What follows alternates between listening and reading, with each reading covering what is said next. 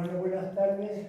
En nombre de la Asociación Cultural Martín Rodríguez, hoy tenemos el segundo acto de la jornada cultural del 26, así que tenemos que celebrarla en este espacio de la audio. Y hoy, como segunda jornada, diríamos, tenemos a las siguientes personas que tienen ustedes aquí en la mesa. Son divulgadores de una generación que ama el patrimonio y la cultura. Astrid González Méndez es historiadora de arte y gestora cultural con raíces familiares en San Juan de la Rambla. Astrid es la cara visible desde hace un año de un proyecto, El Bastidor Cultural, que desde sus perfiles en redes sociales nos acerca a nuestro patrimonio cultural y artístico.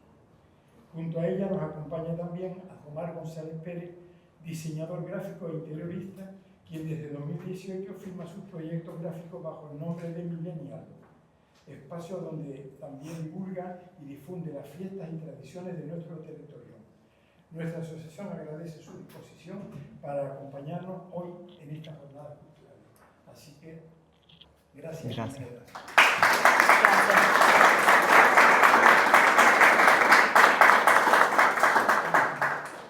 Tienen la palabra ustedes. Hola, buenas tardes. ¿Se escucha bien? Sí. Vale, muy bien. Para empezar, quería agradecerles, muchísimas gracias por esa presentación tan bonita y muchas gracias por estar aquí en esta tarde un poquito calurosa, y también muchas gracias a la Asociación Cultural Martín Rodríguez por invitarnos, por querer contar con nosotros, por dar voz a nuestros proyectos y también por darnos la libertad de poder hablar de lo que nos apasiona. Bueno, nuestro trabajo trata sobre acercar el patrimonio cultural pues, a un público más amplio. Entonces, el formato de esta presentación va a ser dinámico, como nuestro trabajo. A lo largo de la presentación van a poder ver parte de nuestros proyectos, vamos a hablar de quiénes somos, de lo que hacemos y de cómo nacieron los mismos. Muy buenas tardes a todos y a todas. Como bien nos han presentado, mi nombre es Azomar, soy diseñador gráfico y en mi caso particular, Millennial, que es el nombre de mi proyecto en redes sociales, nace en 2018, primero como estudio de diseño, que al final es pues mi profesión, y tras un bloqueo creativo y no saber muy bien hacia dónde ir, el año pasado, pues haciendo un poco de introspección y escuchándome a mí mismo y viendo cuáles eran realmente las cosas que me apasionaban, pues descubrí o redescubrí que las fiestas y las tradiciones de nuestras islas pues son algo que llevo conmigo. Yo soy de Los Realejos, así que pues comprenderán que las fiestas al final son parte del ADN de nosotros.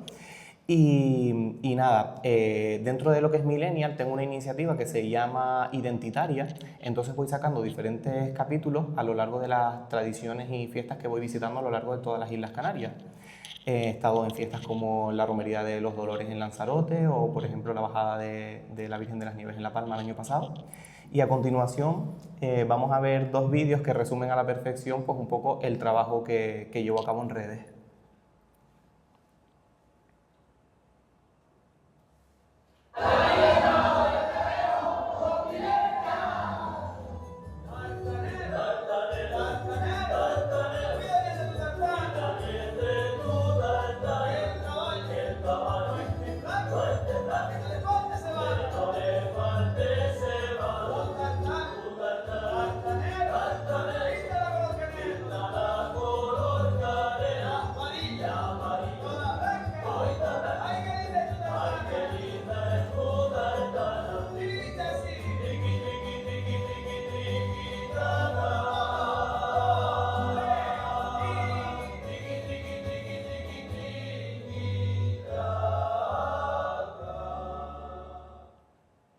Ese es uno de ellos.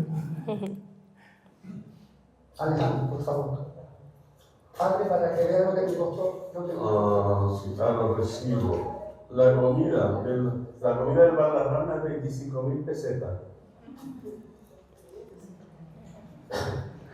Y la procesión de la cruz, me imagino que la banda, ¿no? Sí, mira lo que te costó. 60.000 euros. 60.000 pesetas. Eran muchos dinero en ese momento. Buscado por mí. Sí, claro. Era todos los lunes que venía. Porque mi abuela Mercedes siempre decía, si es decir, la haces tú, mi abuela Mercedes, la misa que sea de 3 capas, de 3 capas, para que no dos se curan. Sí, sí. Los curos venían por la comida callada.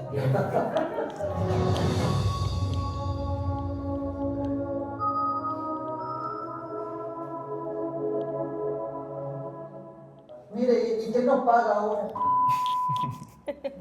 La verdad que Germán fue todo un personaje cuando grabamos estos vídeos, que fueron una colaboración que hicimos con la Comisión de la Cruz de la Iglesia de los Realejos de este año, para recuperar un poco pues, ese patrimonio o esos testimonios de estas personas que fueron los que empezaron la procesión del mediodía de la Cruz de Realejo Alto. Bueno, el turno del Bastidor Cultural, que nace hace un año. Yo soy historiadora del arte y durante la carrera tuve muy buenas profesoras y profesores que nos mostraron tesoros de la cultura en Canarias. Y desde ahí aprecié mucho todo lo que tenemos dentro de las islas, pero sí que es cierto que bien antes de la carrera no lo sabía. Luego hice un máster, me especialicé y entonces empecé a trabajar en un museo. Dentro de ese museo era arte canario, arte sucedido en Canarias del siglo XVIII. Y en las visitas guiadas que se realizaban dentro de ese museo, descubrí algo que me emocionó mucho, que se me daba muy bien transmitir lo que me apasionaba. Entonces, a partir de ahí, pues empecé a adaptar el lenguaje a colegios, a institutos, y vi cómo era posible, a través de adaptar el lenguaje, generar esa curiosidad dentro del público. Bueno, pues a partir de ahí nació un poco el Bastidor Cultural en redes sociales, porque sí que es verdad que las redes sociales funcionan como una herramienta perfecta para esto, además llega a muchísima más gente. Entonces, hay una parte dentro del Bastidor Cultural que me gustaría mencionar, que es, por ejemplo, la fe y el arte, ¿no? Hay una sección que se llama Fe y Arte, que trata sobre los tesoros de nuestras iglesias, un tema bastante recurrente dentro de mi perfil. Ahora voy a mostrar 2 vídeos que yo creo que definen bastante bien el proyecto del Bastidor Cultural, en el que intento transmitir la información de una manera cercana, pero sin perder ese rigor histórico que me precede.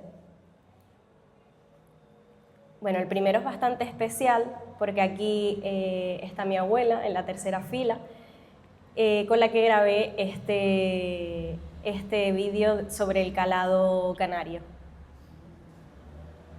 Hay oficios que se aprenden con las manos, pero se recuerdan con el alma.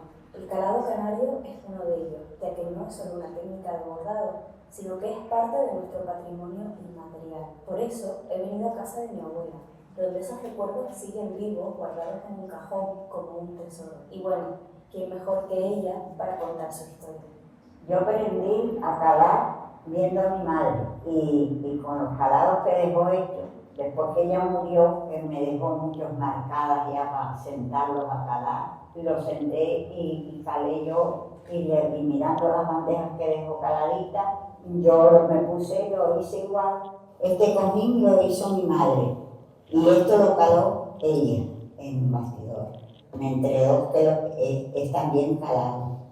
Esto lo dejó mi madre marcado ya y con la espigueta hecha. Se hace así en la tela, se cortan los cuadritos y se sacan las hebras. El bastidor va pedazo de madera con un poquito de tela y esto va pegado a la tela, lo otro por aquí, y después se le ponen 2 varillas y después de las varillas tienen unos agujeritos que se va cogiendo por aquí con hilo para que quede apretado. La mujer en la casa era el calado, todas tenían sus bastidores para calar y después había una que repartía el calado, las bandejas para que las calaran y le pagaba, sacaba una por un bandejón y después esa señora que repartía lo iba a vender al puerto que tenía tiendas que se lo compraban para vendérselo a los turistas.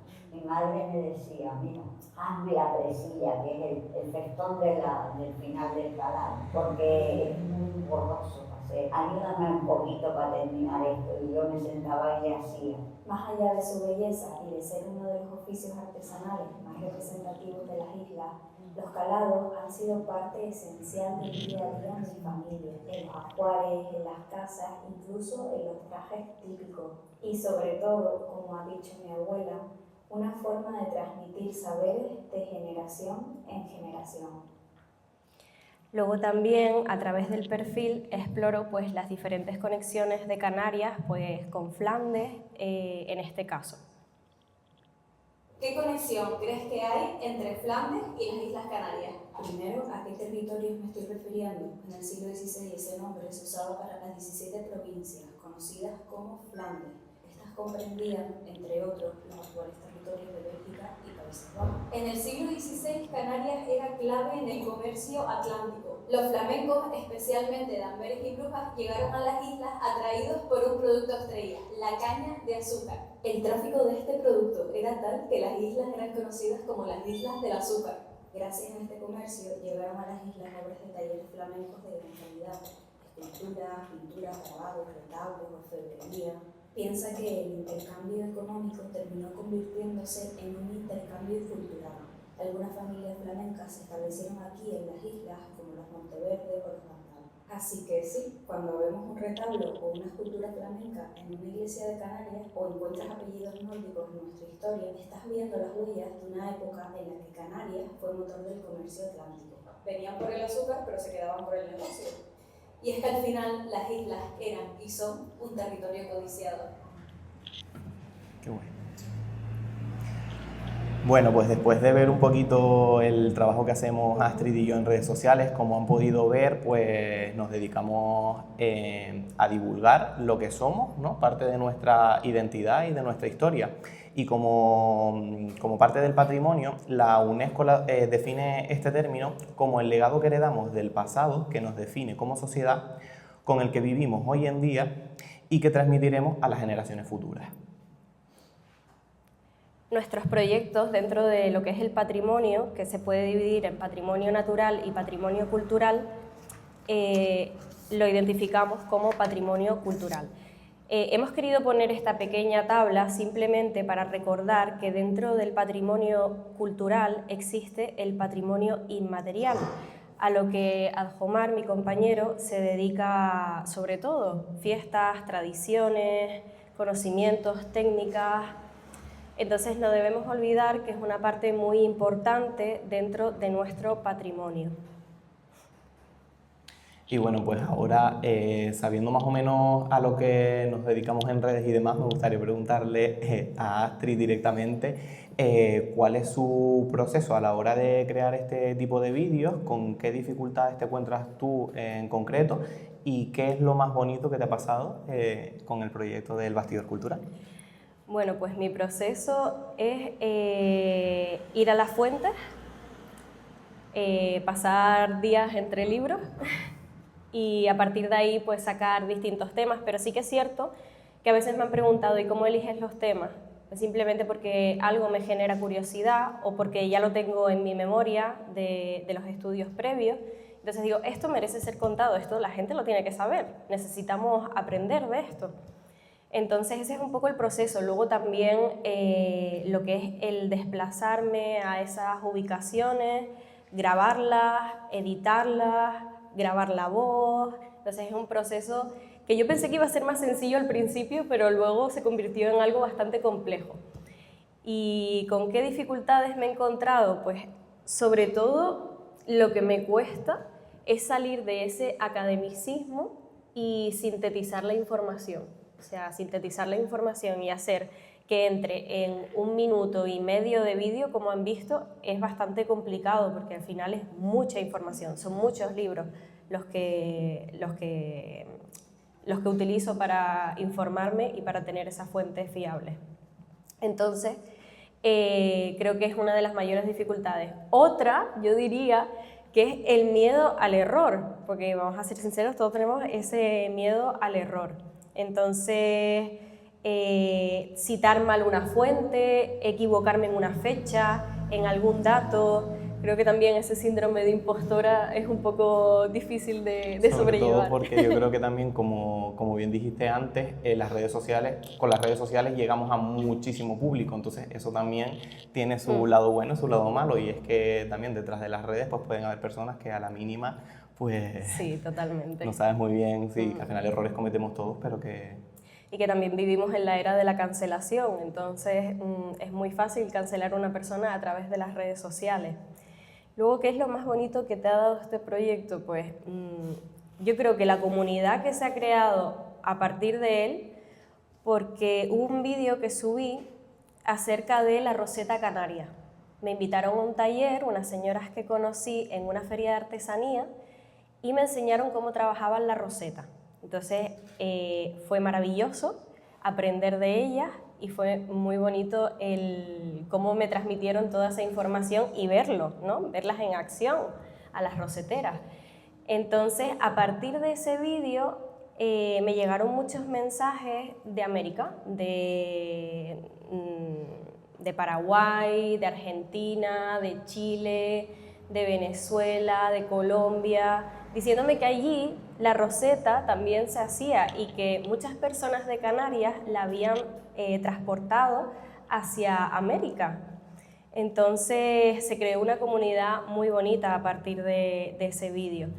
Luego también, otra anécdota, una persona me habló acerca de los órganos de las iglesias en Canarias, dato que yo desconocía completamente. Y fue tan interesante y tan bonito ese proceso de entrar a todas las iglesias y empezar a estudiar los órganos que están en ellas, que bueno, eso es al final lo que me llevo, esa comunidad y lo que se crea, ¿no?, detrás de nuestro trabajo al final. Total.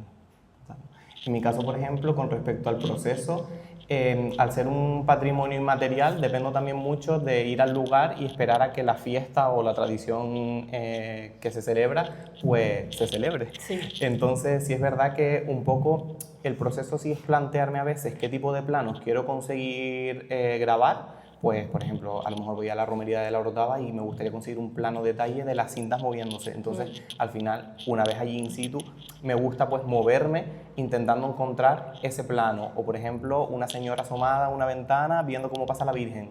Entonces, digamos que el proceso previo es también de hacerme un poco un croquis de qué es lo que quiero transmitir con el vídeo, porque muchas veces pues en redes sociales también funciona la parte emocional, entonces llegar a conectar con el público, pues si por ejemplo aquí en San Juan grabo un vídeo relacionado con las fiestas y tocamos la fibra de las personas que viven esa fiesta, pues es clave. Con respecto a qué dificultades, en mi caso me cuesta mucho exponerme, ¿Sí? Por ejemplo grabando directamente. A veces lo hago, porque también entiendo que hay que humanizar las redes sociales y que también que te vean la cara y sepan quién eres, pues es importante pues, para que no parezca un proyecto frío y deshumanizado, ¿no? Pero es verdad que me cuesta, la verdad. ¿Y qué es lo más bonito? Y lo más bonito yo creo que es el hecho de pensar que me lleve a donde me lleve Millennial, porque al final el futuro es incierto. Todas las fiestas y todas las tradiciones a las que estoy yendo a día de hoy por toda Canarias son vivencias que me llevo, entonces, aunque luego pasen los años y esto termine, la bajada de la Virgen de las Nieves o los enanos o la romería de los Dolores en Lanzarote, ahora en julio voy a la romería de Galdar, nunca he estado, entonces sé que todo eso es algo que me voy a llevar y que lo voy a vivir y lo voy a disfrutar. Creo que sí. A continuación, hemos llamado a esta diapositiva el comienzo de un movimiento. ¿Por qué? Pues porque hay muchas personas, divulgadores y divulgadoras, que están realizando un trabajo excelente dentro del ámbito de las Islas Canarias. Muchos y muchas jóvenes hablando de nuestro patrimonio. Entonces, pues, es importante decir, porque se escucha mucho, ¿no?, que Canarias está de moda. Sí, en parte puede ser que Canarias esté de moda, pero con ello nosotros también estamos aprendiendo a poner en valor lo nuestro. Y eso es muy importante. Entonces, ¿cómo llevamos esa forma de divulgar a redes, cómo transmitimos nosotros, qué puntos tenemos en cuenta a la hora de crear un vídeo. Bueno, en cuanto a las referencias actuales, yo voy a hacer alusión al cantante Quevedo, porque él suele llevar una pintadera de colgante. Entonces, ¿qué significa esa pintadera? Se realizó un vídeo acerca de la pintadera y eso, bueno, pues lo podemos extrapolar a la actualidad.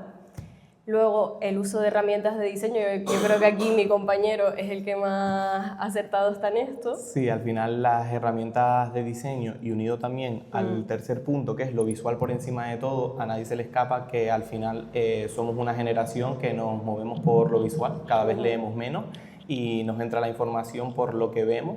De ahí pues también, ¿no?, las redes sociales, TikTok y demás. Entonces, un poco ese comienzo de un movimiento de informar y divulgar a través de lo visual y no tanto de lo textual, por así decirlo. Entonces, yo creo que nosotros somos un poco el canal que llevamos la información de texto a imágenes para que se siga difundiendo y que pues también generaciones como los más jóvenes no pierdan ese interés por nuestra identidad. Es como crear puentes al final, ¿no?, Total. entre lo académico y poder acercarlo a todo, hacerlo accesible, ¿no? En cuanto a una narrativa fácil de comprender, es un poco difícil salir de tecnicismos, pero sí que es cierto que para que el arte sea accesible muchas veces tenemos que dejarlos atrás y intentar tener un lenguaje un poco más cercano o más dinámico para que así eso quede dentro de las personas que nos ven. Luego, el contenido con rigor histórico. Al final jugamos un poco con ese miedo a equivocarme que decía, yo reviso los vídeos como 50 veces antes de subirlos, todos los datos, todos los subtítulos y bueno, conectar con el público.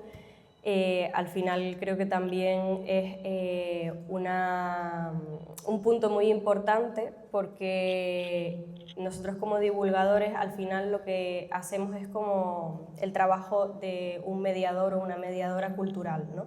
Tender puentes entre el espectador y lo que estamos transmitiendo. Y que muchas veces, por ejemplo, en mi caso, que es un contenido que muchas de las personas que lo ven pues se pueden sentir identificadas si son de ese pueblo o participan directamente de esa tradición, precisamente conectar con el público que nos ve hace que el vídeo cada vez sea más visto y por lo tanto llegue a más personas y más personas comprendan y se quieran empapar de aquello que contamos. Y bueno, continuamos, como bien dijo Astrid, el comienzo de un movimiento. No somos, por suerte, las únicas personas que en redes sociales pues, creamos contenido sobre nuestro patrimonio y aquí les traemos 4 ejemplos de tantos que hay de creadores de contenido sobre nuestra identidad. En primer lugar tenemos a Raúl Guanche, que es la primera imagen que ven a la izquierda. En su perfil hace divulgación etnográfica canaria y cuenta cosas realmente súper interesantes sobre los aborígenes guanches. O sea, tiene un contenido súper riguroso y súper interesante y la verdad que vale la pena seguirlo por todo lo que aprendes con su contenido. En el segundo lugar tenemos a Benearo Mesa, que particularmente me encantan sus vídeos porque él recopila testimonios de nuestras personas mayores, precisamente para que sus historias no se pierdan, y tiene vídeos verdaderamente emotivos y súper emocionantes de personas mayores contando cómo era la vida antes y pues un poco sus historias de vida y cómo prácticas, trabajos que se llevaban a cabo antiguamente y que pues se están perdiendo y... Sí, sus vídeos son totalmente un archivo. Totalmente. Sí. En el tercer lugar tenemos a Violo Marcos, que en su caso el patrimonio que difunde es patrimonio natural. Él es biólogo y la divulgación que hace es sobre botánica y ciencia de Canarias. Él se centra en las plantas, en nuestra vegetación. Y también es un contenido bastante riguroso, muy científico. Para el que le guste el tema natural y la ciencia, es súper recomendado. Y es realejero también, es decir, o sea que... y nada, y luego en el cuarto lugar, Astrid. Claudia, que Claudia se dedica a poner en valor pues, la gastronomía tradicional y un poco el producto local. De hecho, yo aprendí a consumir producto local gracias a su perfil, por todo lo que estimula el consumir ese producto, ¿no? Entonces es un perfil totalmente diferente, estamos hablando de tal vez patrimonio gastronómico también. Por eso cuando antes comentábamos que nosotros nos dedicamos dentro del patrimonio al patrimonio cultural, también está el patrimonio natural. Entonces, bueno, hay muchas divulgadoras y divulgadoras que pues, se han ramificado y que trabajan en distintos ámbitos. Bueno, aquí lo que hemos puesto son diferentes proyectos que creemos que deben ser mencionados. Aparte, por supuesto, de la Asociación Cultural Martín Rodríguez, tenemos estas iniciativas de divulgación patrimonial, como por ejemplo la Fundación Canaria Proyecto Comunitario de la Aldea. Sí, que concretamente es una fundación que ha cumplido 40 años de historia, o sea que no es nada nuevo, aunque en redes sociales están haciendo un trabajo súper guay, no es que haya surgido ahora en las redes sociales, tienen 40 años de historia y básicamente pues toda su labor la centran en la aldea San Nicolás, en Gran Canaria, y básicamente lo que consiste es una labor de recuperación de legado cultural, también hacen investigación, recuperan también testimonio. Y ahora, por ejemplo, pues están haciendo talleres, por ejemplo, de tejeduría, como podemos ver en la imagen en chiquitito, con lo cual también trabajan todo lo que es el tejido asociativo y pues con el pueblo. Y la verdad que también hacen un trabajo que a mí personalmente me encanta. Yo no lo conocía hasta que Adjomar lo comentó y la verdad es que es admirable el trabajo que realizan. El Museo de Arte Sacro, el Tesoro de la Concepción, también queríamos nombrarlo porque realizan una labor museográfica excelente. Hay muchos museos que se consideran museos hoy en día y que no realizan esas labores de investigación y que al final son tan importantes. Y la colección museográfica del Tesoro de la Concepción sí que lo hace. De hecho, tienen una propia revista dentro del museo donde, bueno, distintas personas del ámbito escriben artículos acerca de un textil, de alguna bordadora, acerca de algún torno. Entonces es muy interesante, aparte de la labor educativa que realizan con visitas escolares e institutos. Pero claro, no es fácil tampoco meter a un colegio dentro de una iglesia y que perviva ese interés todo el tiempo, esa curiosidad, hay que saber despertar esa curiosidad también. Y luego, por último, también me gustaría mencionar a Palique Divulgativo, que a los dos nos gusta mucho este perfil, porque lo que hacen son diferentes podcasts acerca de ciencia, acerca de cultura, ¿no? Y aparte tienen un tagoror de palique que es súper curioso porque van a un bar y distintas personas eligen ciertos temas de los que les gustaría hablar. Por ejemplo, un TFG, un TFM, ¿no? Temas que les genera curiosidad a las personas, empiezan a investigar sobre el tema y dicen, pues a mí me gustaría hablar de esto. Entonces el público va y escucha durante a lo mejor 10 minutos esa ponencia que estas personas preparan. Entonces es un proyecto bastante interesante. De hecho, justo antes de venir vi en redes sociales que hoy, esta tarde, también tenían el último tagoror en el bar donde lo suelen celebrar. Sí. Bueno, y para finalizar, antes de preguntas y de mostrarles un vídeo que tenemos por aquí, me gustaría leer esta frase porque creo que define nuestros proyectos a la perfección, ¿no? El patrimonio no sobrevive porque permanezca intacto, sino porque cada generación vuelve a mirarlo y reconoce en él la fuerza de una comunidad que decide seguir contándose a sí misma. A continuación vamos a ponerles un vídeo que hicimos conjuntamente a finales de abril por el primer trabajo que hicimos juntos. Ahora estamos aquí en el segundo y tenemos más cositas conjuntos, o sea que eso también es lo guay de las redes sociales, ¿no? Que al final cada uno tiene su proyecto, pero precisamente como redes sociales que se llaman, pues hemos ido tejiendo esas redes y pues nos ha llevado a estar aquí, a hacer ese vídeo y a más proyectos conjuntos que tenemos a futuro. Entonces, bueno, este vídeo en concreto lo grabamos a finales de abril por motivo de las fiestas de San Marcos de Ico de los Vinos, concretamente hablando del Paseo de las Tradiciones.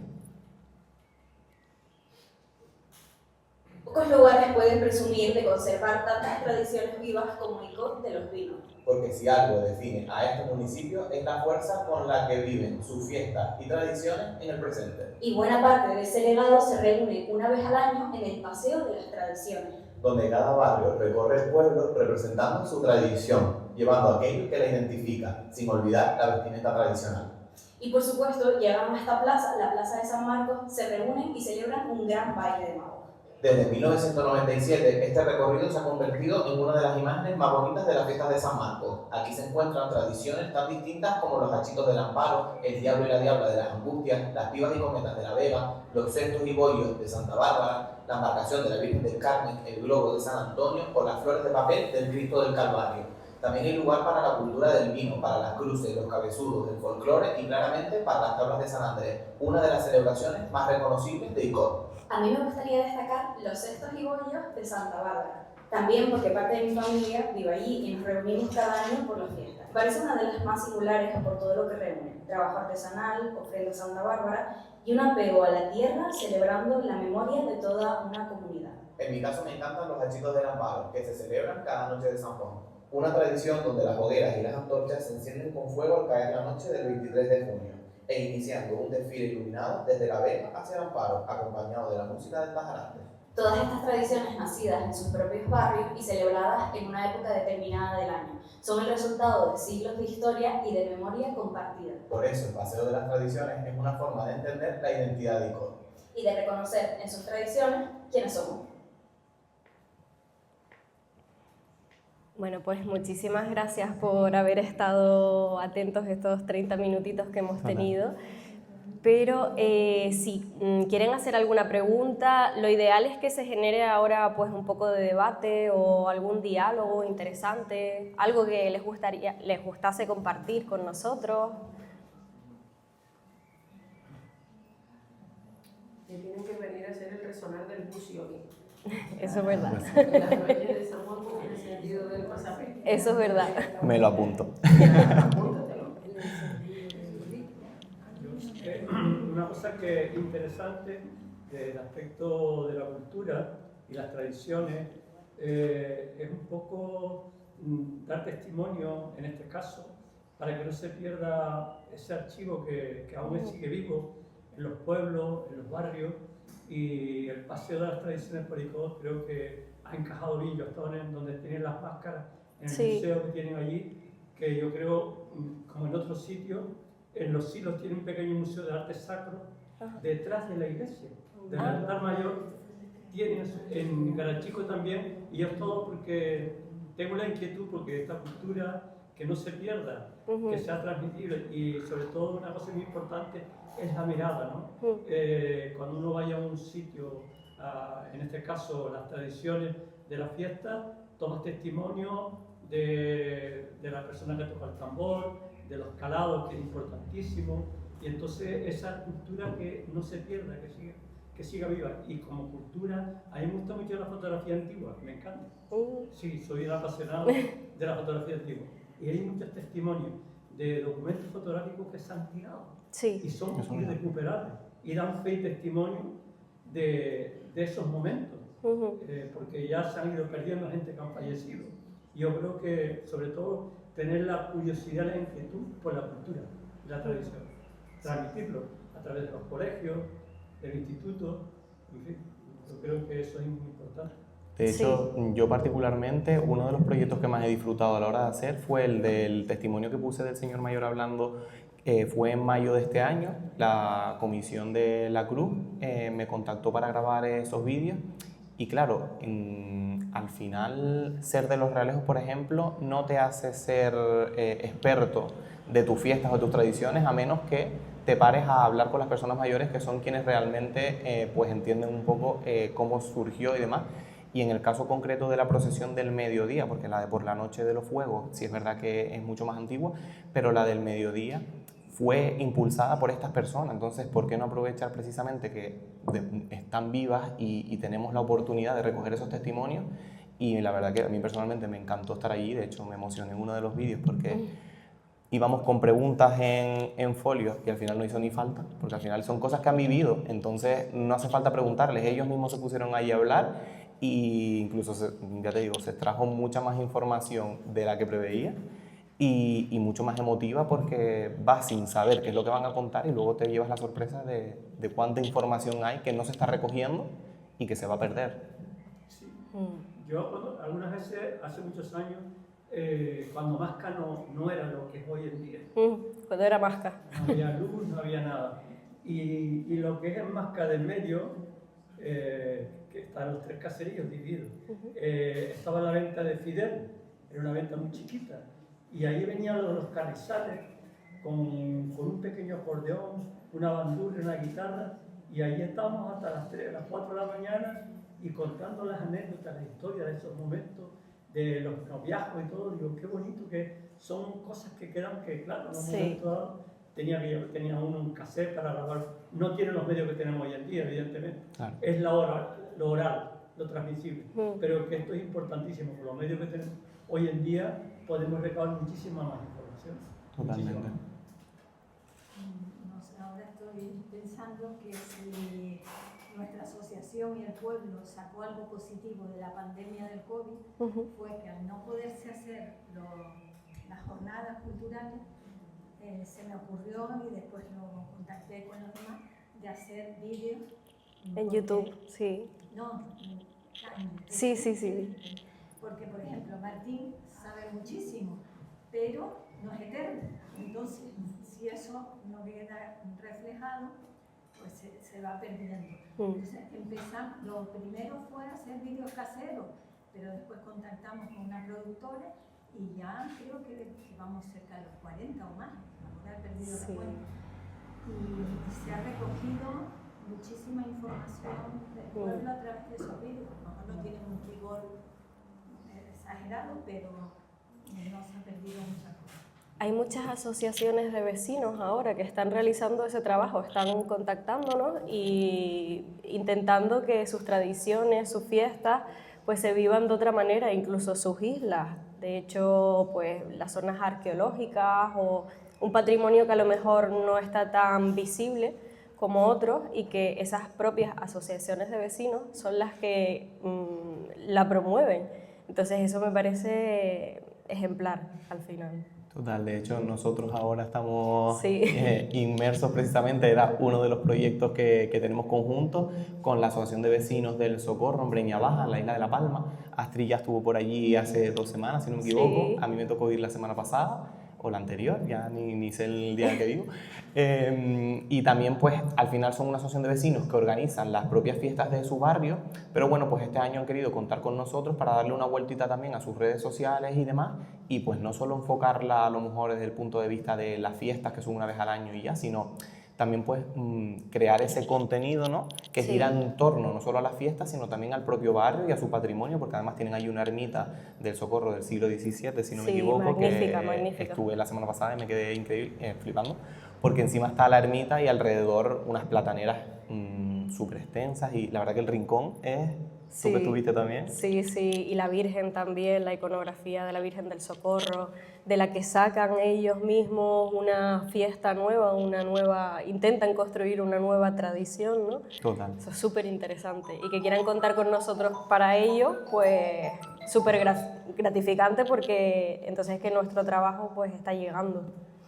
Sí, por decir lo mismo, que lo tenía un poco en el tintero para decirlo, ahora el día 28 de junio se hacen el paso de la cumbre, las tradiciones, que lo hace el Ayuntamiento de Santiago del Teide de Galachico, y cada uno lleva un personaje del trueque, ¿no? Que la gente de la Gambochera que caminaban por todos esos veredas, esos caminos, haciendo el trueque, y todos los años participa el Cabildo de los diferentes ayuntamientos, y está muy interesante porque cada uno tiene un personaje diferente y luego se hace una escenificación. Y se acaba en Santiago del Teide también, que también en Chilche también se hicieron lo de las tradiciones, que también está bastante interesante. Qué interesante, no lo conocía.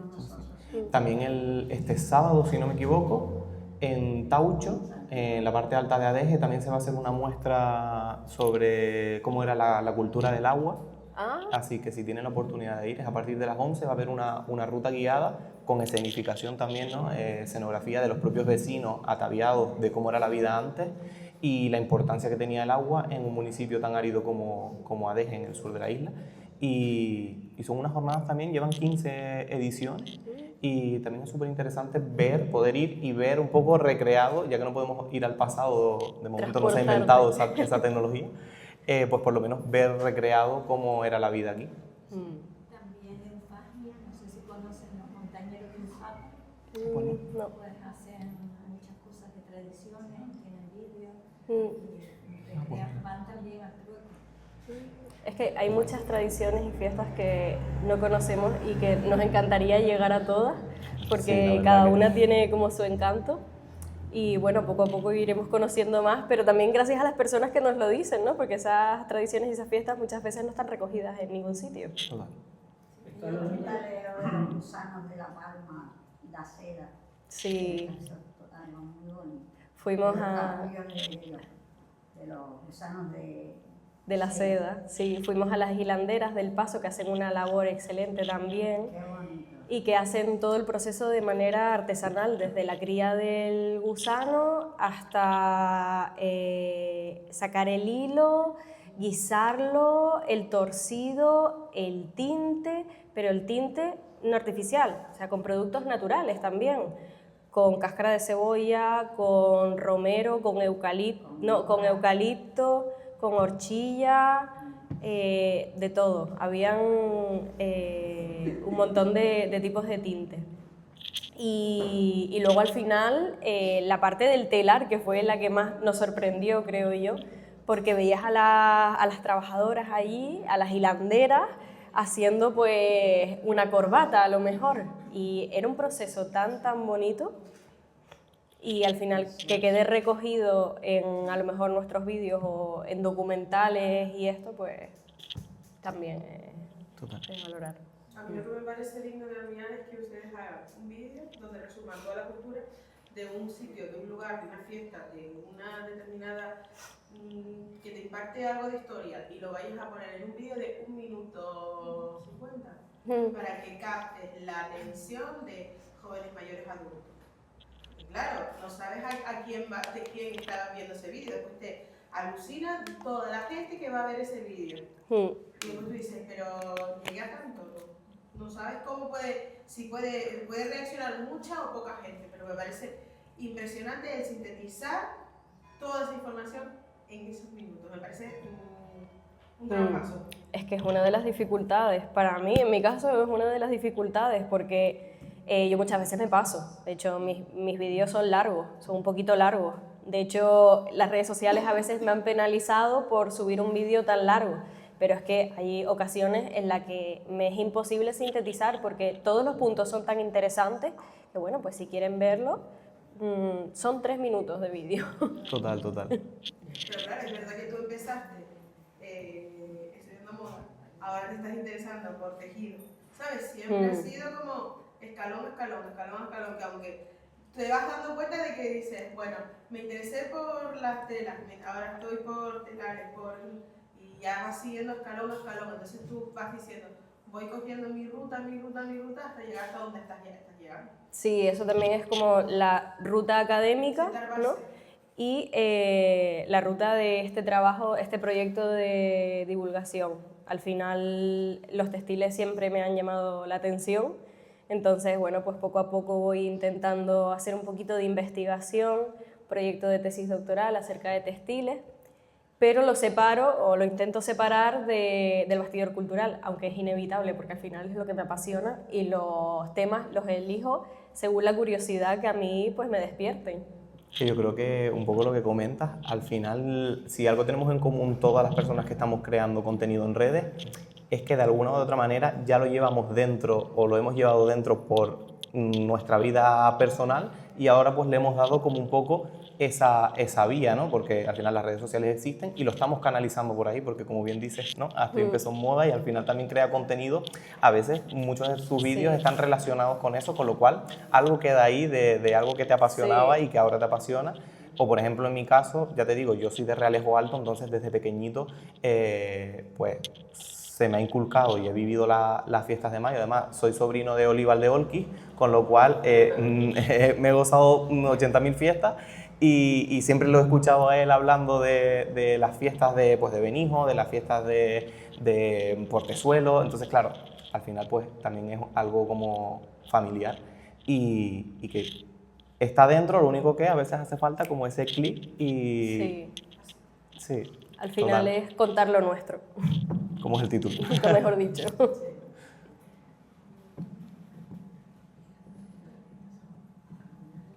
Yo creo que ya, ¿no? Sí, cerramos. Sí, genial. Pues muchísimas gracias. Muchas gracias. Muchas gracias.